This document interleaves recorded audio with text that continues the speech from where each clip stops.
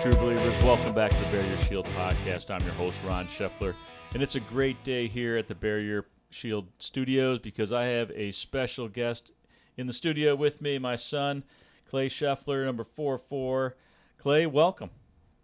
Yeah, thanks for having me. Happy to be on. Yeah, it's been, I think, about a year-ish since you've been in the studio. You've been away. You've been a little busy, and we're going to get to that. But first, in our glasses, we're trying out a new whiskey today, Wild Turkey's Long Branch. And that was, I guess, a collaborative with Matthew McConaughey and Wild Turkey. So, hey, cheers to you. Cheers. So I said you've been gone, and you've been on deployment. So, Clay, tell me a little bit, just in the audience here, what's your rank and who are you with? Yeah, so I'm an E5 in the Wisconsin National Guard. So E5 means I'm a sergeant. So team leader, got a few guys under me now. With the Wisconsin National Guard, the Red Arrow Division, 1128. Oh, that's pretty cool. And so you've been back for a couple of months now, and but before we get into your deployment part, can we talk a little bit about your basic training? Yeah, definitely. It was a grand old time. I remember I stuck out there because I actually enjoyed my time in basic training, which is something a lot of people cannot say. Yeah, I don't think you hear that often from anybody that's out there that's serving. But you had a heck of a time. You told us a bunch of stories, but where was your basic training at? Fort Benning, Georgia. That's where all infantrymen go to train. So I remember when you came back, you told us some funny stories. You had some stories that I'd say were a little bit more serious, but you're one of the funnier members of our family, and I think you had some funny stories. Was there something funny that you want to share with the group that you can? Yeah, I mean, a lot of it's a blur, you're not getting a lot of sleep. You're pretty exhausted the whole time, so a lot of it you can't really remember, but I mean, there's a few specific times that I remember that definitely stuck out where I was like, this just sucks, but we're going to embrace it. That's the military slogan, is embrace the sucks. So I kind of brought that mentality to basic training. I remember this one time it was towards the end, right at the end of our AIT training. It was our week-long field op and the mission. We were pretty much running on no sleep for a couple days, soaked to the bone. It's Georgia in the summer, so it's 80 degrees, but it feels like 140 with the humidity, and it's just downpouring on us, and we're standing in formation. It was waiting on orders, waiting on nothing, and it just got to the point where we were standing about a foot of water, and everyone's just talking, and I just whip my hat off, throw it at the ground. This sucks. Can't we just go home? And I turn around, and there's a drill sergeant standing right in front of me, and I thought that was it. I thought I screwed everyone over, but he starts cracking up. He just starts laughing, and I think he thought it was ridiculous too. We were just standing in a foot of water, so I think that's kind of saved our butts there. Yeah, but at that point in time too, though, he already kind of knew the kind of soldier you were, and probably gave you a little bit of grace too, because knowing that you were, fooling around a little bit. So I know, with basic training, they tear you all down to build you guys up. They shave your heads. You're all dressed the same, make you one unit. But tell me if there was something while you're in basic training that made you stand out at all from your personality or your values, or has anyone said anything at all about how you stood out?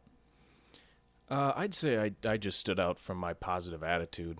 I'd say that nowadays too, but especially back then, pretty much all I knew that I wanted to do my whole life was become a soldier in the military and serve in that way. So, man, I remember the shark attack is what they do to you the first time in basic training.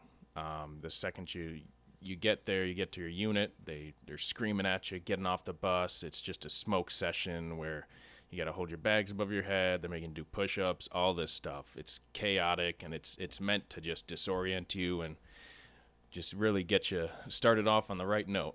And I remember we were on that bus, and I was just so excited. You know, there's a little bit of nervousness because you don't really know what you're getting into completely. But I was so pumped, and I remember I couldn't stop smiling.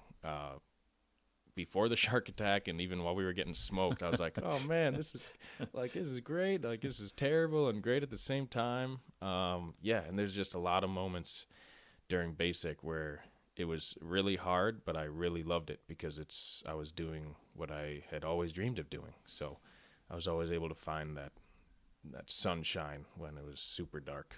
That's awesome to hear. And you know, watching you grow up, I want to say it was maybe 4 years old or 5 years old. I mean, you were always playing in the dirt and on those big dirt mounds we had, because we had a house project going on. We had those big dirt for the foundation and whatnot, the addition. You were playing up on the hills with those little green army men all over the place. You were always playing with those things. And I remember one Christmas, like I said, I think you were about 5, and I bought you this box of 500, and you had a full battle scene all over the floor, and I remember you were like panicking anytime anybody got up to get a snack or something near the table where you were. Yeah, knock it over, mess it up. You were nervous, but you were on your hands and knees for, I don't know, hours it seemed like, while you were getting the guys just positioned. So those soldiers needed me, Dad. All right. I think you hit the nail on the head with your passion here. When you were down in basic training, did you have anything, like any relationships or a conversation you had that maybe made people ask about your faith? I would say I can't, it was a while ago. I can't remember any specific instances, but of conversations. But I remember I had a Bible, a military Bible that, it's just the basic military Bible. You can grab it from pretty much any chapel on any base. Any bays have them in there. And this one it was a basic training version, so it had devotionals for up to pretty much the entire time of basic training, and then plus some because, you had AIT too. And I remember early on, I thought that would be a great way for me to just kind of stay connected and just start each day off well. So I remember I would get up, and in the chaos, we wouldn't have super long, so we could set our watch alarms a little early if we wanted to get ready for the day. And that didn't always work out. Sometimes drill sergeants would come in and just wake you up out of nowhere and make you go run around for a couple hours. But I would always wake up, get my stuff done super early, and just read this quick 2-minute devotional, had a Bible verse and a couple words for the day in it. And I just remember that really helped me get along, because it started each day off with the word, and that was really important to me there. Yeah, that's smart and best way to start your day off. So I'm proud of you and glad to hear that.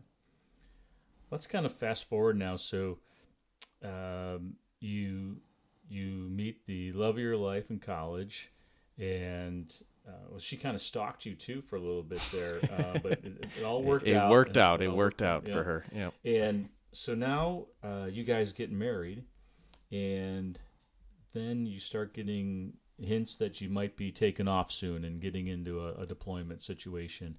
So your first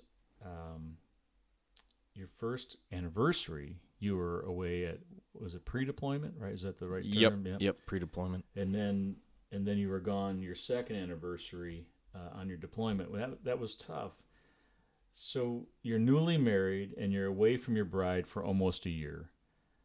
To the best of your ability, being, I guess we can say you're around halfway around the world, because you were, someplace warmer than Wisconsin, but a little bit cooler than hell.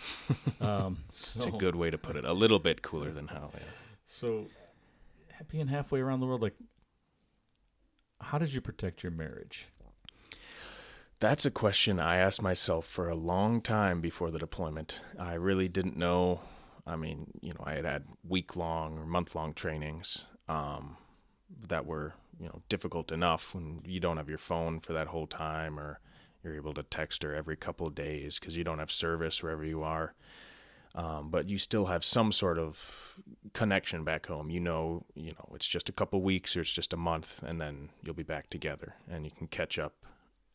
So yeah, I really wasn't sure how we were going to do or how well it was going to go. And that was probably the scariest part of the whole deployment was, how is my marriage going to do and how is it going to be when I come home?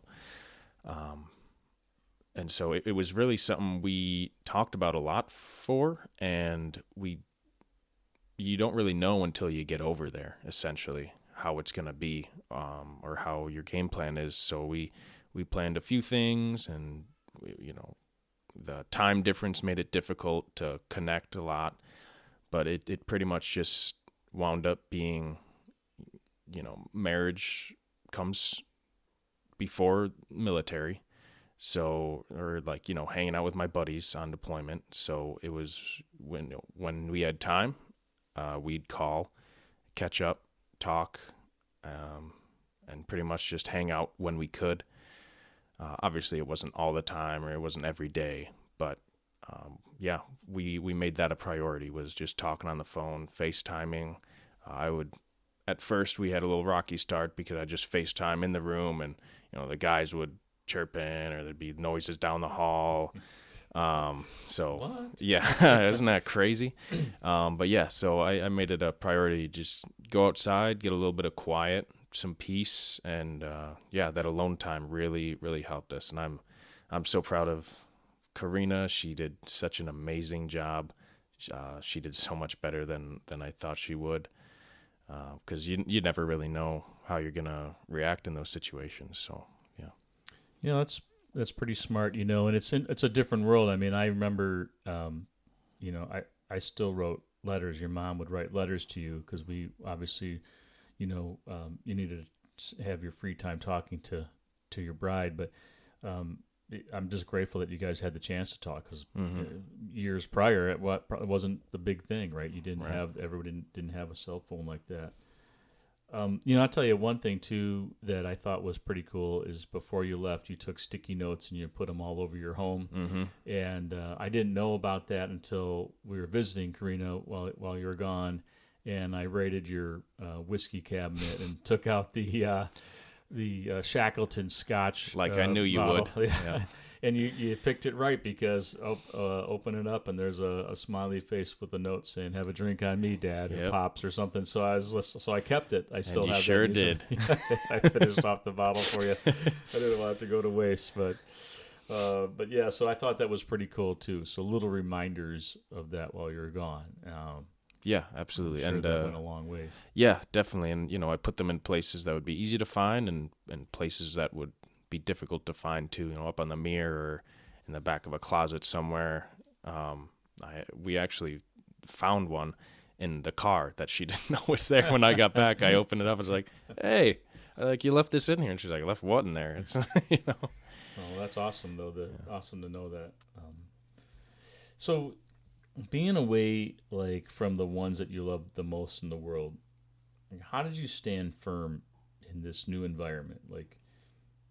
In other words, was there a different kind of accountability over there?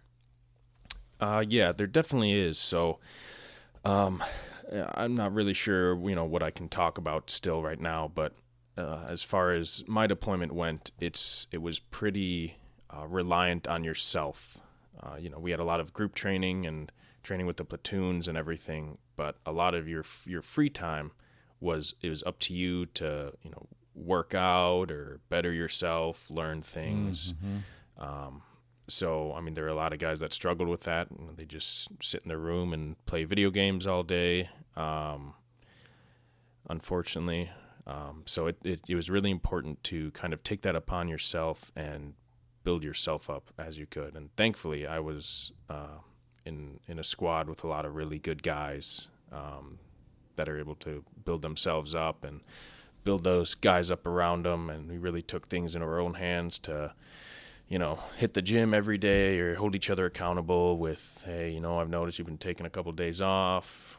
You've been lying in bed a lot. Kind of what's going on? Because, man, I know I struggled with that sometimes too. You're going, and then it's not really much going on. So it's hard to hard to get up and get going, but you gotta make that sacrifice. Did you feel at all like being over there alone, I guess, in some respect? Did you ever feel alone, or were you pretty much upbeat still? For the most part, I was pretty upbeat. I was, there were some really great parts about the deployment. There were some parts where I really wish, we'd be doing more, or we could change. But yeah, overall, I'd say I was very, very upbeat and pretty motivated. There's a couple like 2 or 3 weeks after, I hurt my back a little bit. Where I was kind of, I couldn't really go to the gym, and and then I got super sick at the same time. So that was a pretty rough time, rough week or two there.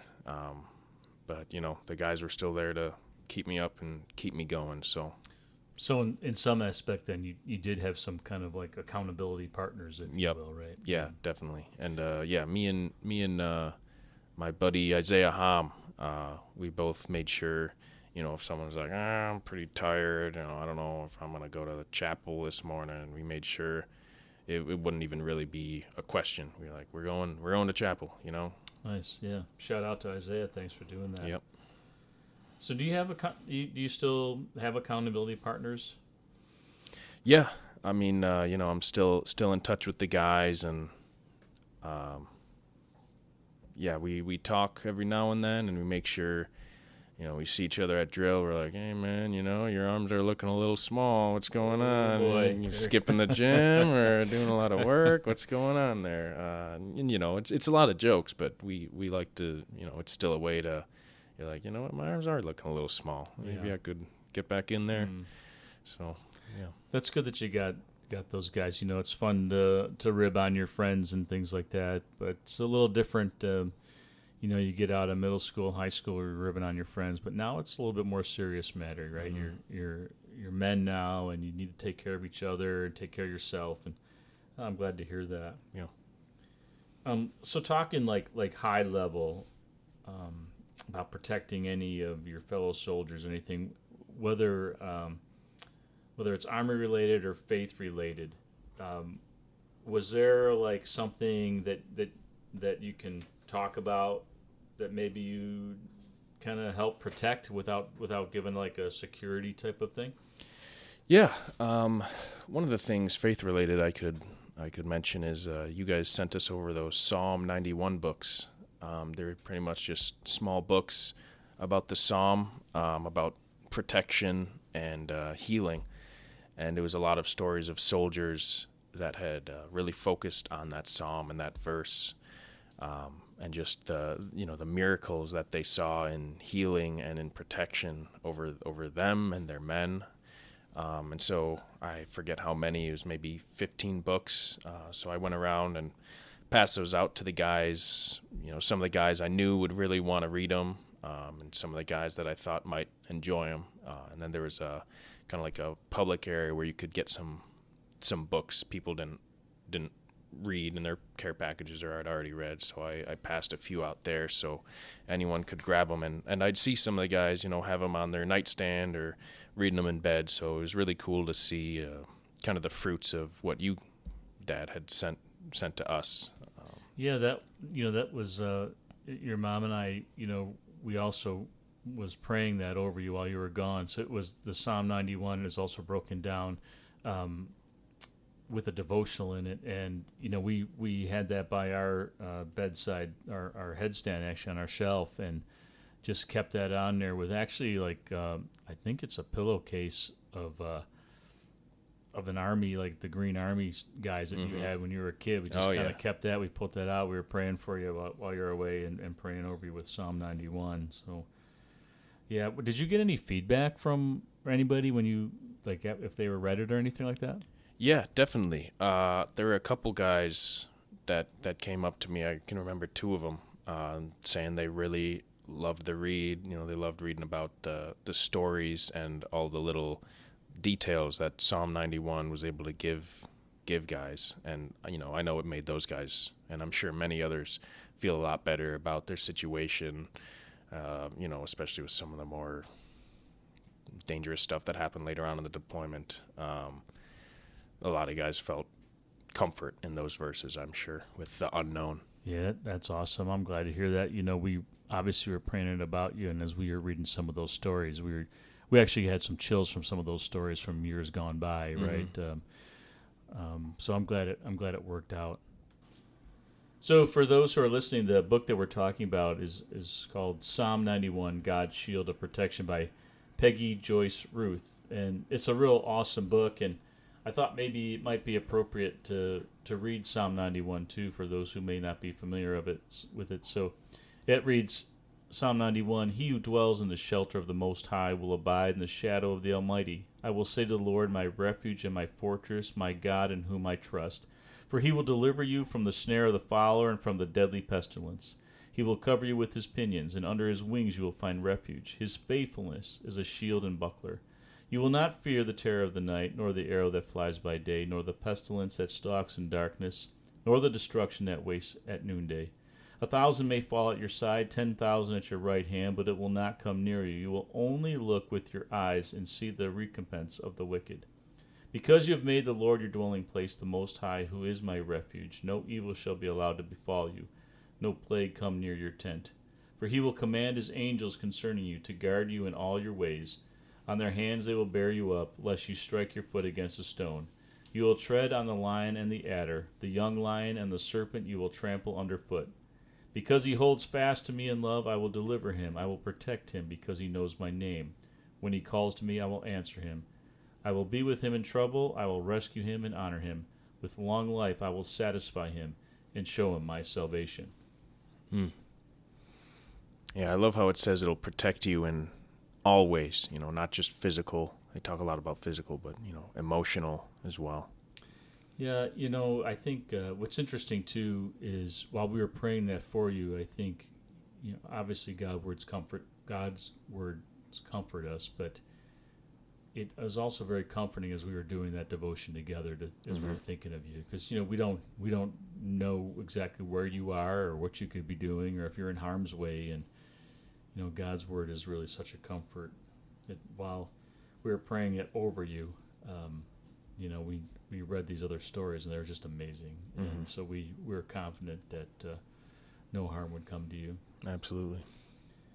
So we kind of thinking about, like, when you're over there, like, lastly here, like, I feel that you're a pretty mellow guy in general. Was there anything that kept you up at night or anxious while you were away? The main thing was just, my wife back home. That's what I was actually worried about. Not that there was any, reason that she gave me to be worried about. She was, confident and strong the entire time. So I'm so grateful for that. But, there's still, what if she can't take it anymore? What if something happens and I'm not there to protect her? So that's where a lot of my prayers were laid, were upon her and our house and our family. Yeah, well, I appreciate you sharing that. So you've been back a few months now. So how are you doing back? Doing good, yeah. Pretty much all settled in. We moved about a month before the deployment, so I didn't get a whole lot of time to settle into the house. But yeah, I'm in there now, and everything's going well. Very well. I'm so glad to hear that. And I know, you're an upright man, filled with integrity, and I know that you'll continue to protect your marriage. You'll continue to protect this country of ours. And I just want to, thank you for being here in the studio.